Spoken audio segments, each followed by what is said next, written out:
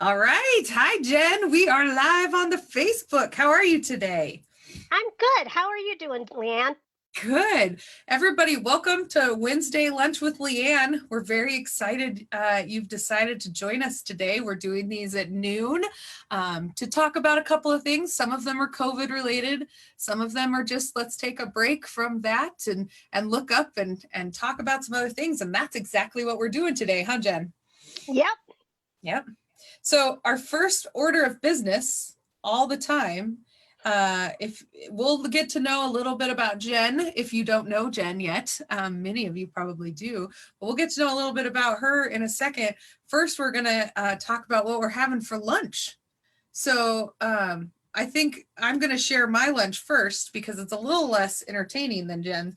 So I'm having Thai coconut chicken over brown rice, and I made it in my Instapot. So those of you who have been on this before, I'm a big Instapot fan, especially if you have families and kids, because you can put it in the Instapot and walk away from it. In our house, we all have commitment issues, so we don't like to decide what's for dinner in the morning. So the Instapot's really fast. And we do a class called Citrus Pear. Have you heard of Citrus Pear, Jen? I have not. Oh, it's a food prep class. So if you Google Citrus Pear, you can go to the class and you take 2 hours to prep all your food. You get like 20 meals out of it. Well, 10 meals, but 2 of each. And they're freezer ready. And during this pandemic, they're actually doing them where they're prepping the meals for you. So we've just gone and picked them up. But it's pretty affordable and really nice to have those food. But when it's non-pandemic time, it's also really cool because you just go and do your meal prep and then walk away and they do the dishes. Ooh. Yeah. And then I'm drinking my water because Haley reminded us last week to drink water. So Haley Weston Scholar, this is for you. So Jen, what are you having? I've talked enough. What are you having for lunch? Right now, I'm having Honey Nut Chex Mix. Oh, I know. Super exciting, huh? And coffee. Because while I did watch you and Haley last week, I'm not very good about following that advice about the water because I love my coffee. Yeah. For the record, I got coffee on the side too. Oh, and I do have my water bottle. See? Good. There you go. You got some good stickers on that water bottle. Oh yeah, lots of them. Yeah, awesome. So we want to get to know a little bit about you, Jen. So I'm going to start with the hard hitting question. What's your favorite meal since we're talking about lunch? My favorite meal is something a lot of people aren't really familiar with in this part of the country. It is chicken and gravy on waffles. So not that fried chicken thing that they did a year or so ago. This is chicken cut up in pieces in gravy on top of waffles. That sounds delicious. It's really good because you get that sweet and savory all at the same time. It's been my favorite since I was a young kid. Yeah, so we might have to share that recipe sometime. That sounds delicious. It's really yummy. Do you make your waffles from scratch or do you use Eggo waffles? Oh, I don't make anything from scratch. This is where you and I don't really share this in common. I'm not a cook. I mean, not even close. Me and food aren't really a thing. Yeah. I do it because I have to, and there are things I like my chicken and gravy on waffles, right. But food's just not my thing. Oh, I love my food. We fight over the kitchen, so at my house, who gets to cook? It's a good problem. We had 3 dinners on Monday.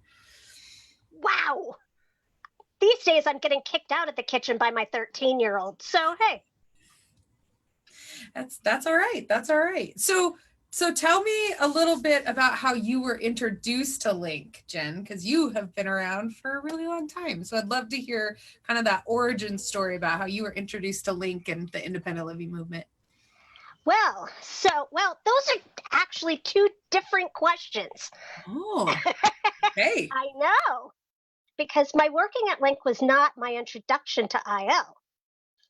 So I'll start with that one first. So I met my husband. He is also a little person like I am. And we met at a National Little People's Conference in Denver. And he worked for the State Independent Living Council in Utah the year I met him. And I was a college student here at Boise State. So we dated long distance till I graduated. And then I moved to Salt Lake. And of course, during all of that time, I went to an April conference in Lawrence when we were dating. I did all kinds of IL stuff, and I had had no or very little exposure to it before then. But the more I saw of it, the more I understood of it. It's like, well, yeah, that's my life. That's what I do. Mm-hmm. And so it felt like a natural fit. And then after moving to Salt Lake, my first job in Salt Lake was actually with the Independent Living Center there. Oh. So I actually worked there for a couple of years and then moved on to a couple of other different jobs, one of whom was the Disability Law Center, which is the Utah's equivalent to DRI here, Disability Rights Idaho. Mm-hmm. So I worked there for a while. In the meantime, my husband changed jobs, and we had the opportunity to move to Boise mm-hmm. because Salt Lake was kind of a big city to me, and I didn't care for it. I grew up in Idaho Falls, so Salt Lake is big. Yeah. And I remember my days in Boise being much more pleasant. So we moved back to Boise in 2000. Okay. And I was involved with some stuff, and I got to know a lady who was working at LINC at the time. And she kept bugging me. She's like, you need to come work for us. And I'm like, no, Kathy, I'm not really looking for a job right now. And another job would come up. Jen, you gotta look at this job. No, Kathy, I'm still taking a break. We just moved here. Finally, she came to me with a job I couldn't resist. So I went in and negotiated a part-time position with Kim McCauley. She was Kim McCauley at the time. Now she's Kim Steinberg. And I was hired in the spring of 2001. Mm-hmm. And from there, what else did you do? You've had a couple of hats at LINC. So I've done, my job itself morphed as time went on. Mm-hmm. And then, and of course, Kim Steinberg left and Roger Howard came in. And then I decided to start a family.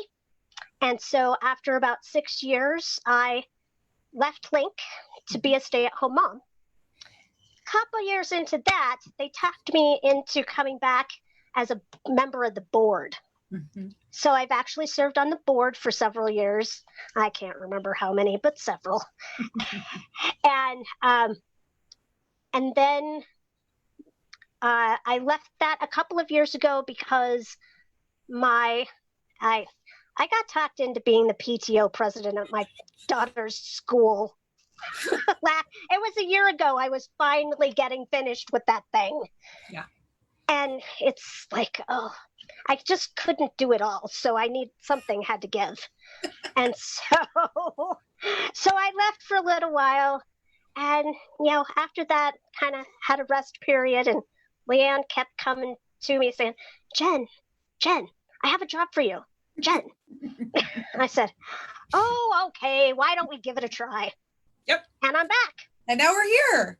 So what's a really fun thing you're working on for LINC right now? Because I think, there's lots of things happening, but what's something you're working on? Well, what I am doing right now is I'm helping you get these public service announcements out to as many media outlets as will air them for us. Mm-hmm. We've got some spots coming up hopefully on television pretty soon. So we've got some radio spots that'll be coming, I think, starting today on a couple of stations.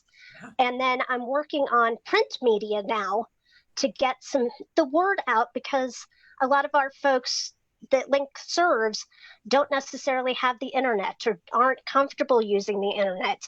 Maybe they don't have smartphones or whatever. And so we're trying to get the word out about our center and our sister centers in the other parts of the state to let people know during this time of pandemic that we're available. And even if something that occurred to me yesterday when I was working on this, people may not realize we're here because they've never needed services before. Maybe their disability, their environment, they've always just done what they needed and it was not a problem until these new and different challenges with the pandemic have come up, and now they might need our services where they've never needed us before. Right. Yeah. And so getting the word out about who we are and what we do, that's been my passion with LINC. Didn't matter what position I've held, whether I was just volunteering on a project, doesn't matter. That's always been one of my passions. Yeah. And you mentioned April. So for those of you who don't know what April is, it's the Association of Rural Independent Living Centers. So, and that's really a cool piece. And what you're working on too is that rural outreach, right? So even getting to small communities with newspapers and that information, it's going to be really important. Another great way to get information out about LINC is through all of us here on Facebook, sharing our posts. The team's doing a great job putting posts up there for information, telling your friends about LINC. If you have a neighbor that maybe you've never talked to, but now you realize that they might need some support or might benefit from a conversation with an independent living specialist, that's a great, our outreach is really beneficial. We're a grassroots effort or a grassroots organization. So those grassroots, not just through media, but also through you out there in Facebook land, spread the word about LINC and our important services.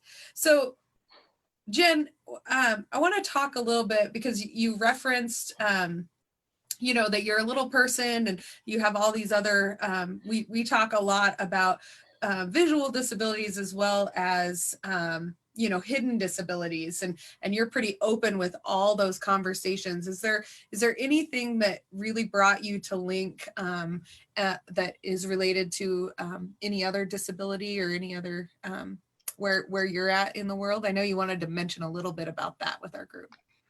Yes. So what some people may not know about me is, yes, not only am I physically very different from everyone else, because for those of you who haven't met me, I'm only 3'2" tall.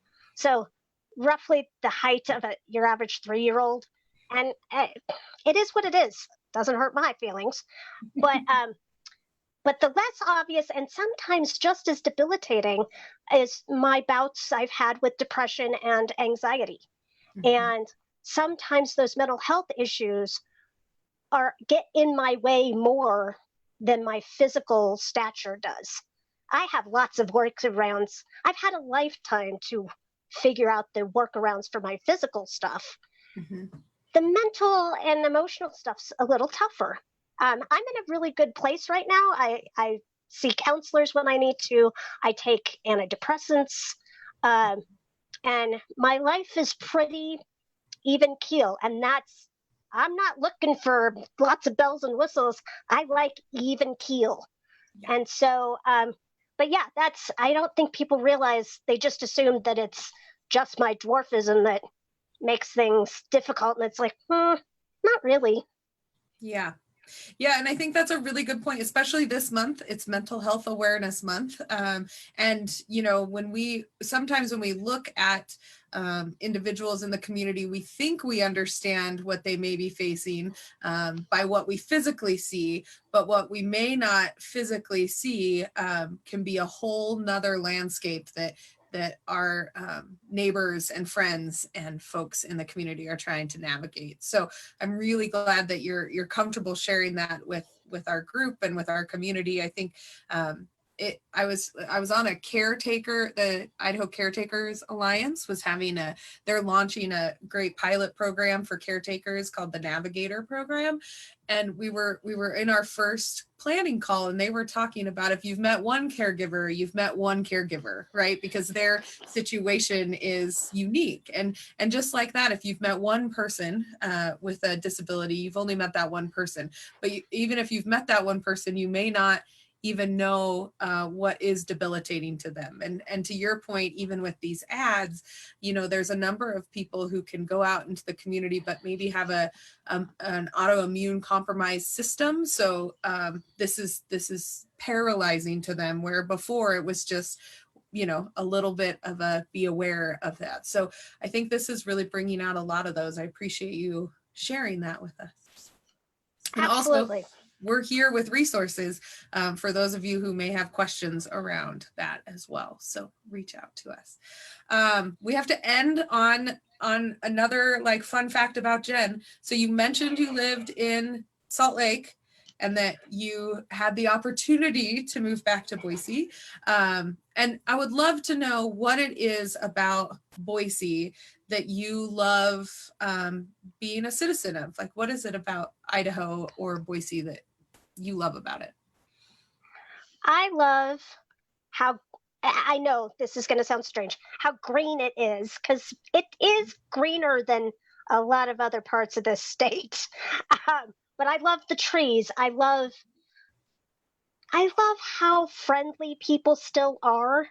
Yes, we're growing here in the Treasure Valley and all that stuff, but people are still genuine for the most part and kind to one another. And it's growing more and more physically accessible all the time. I don't know. It feels safer than a lot of places and just more comfortable. Yeah, absolutely. That's great.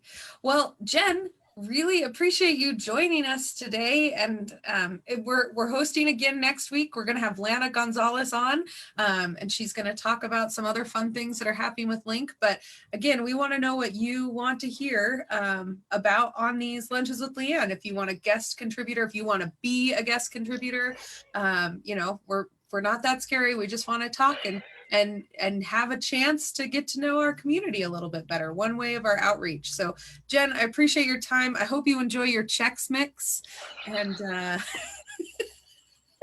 and your coffee, and we will see you guys next week. So thank you so much for joining us. Ciao. Thanks.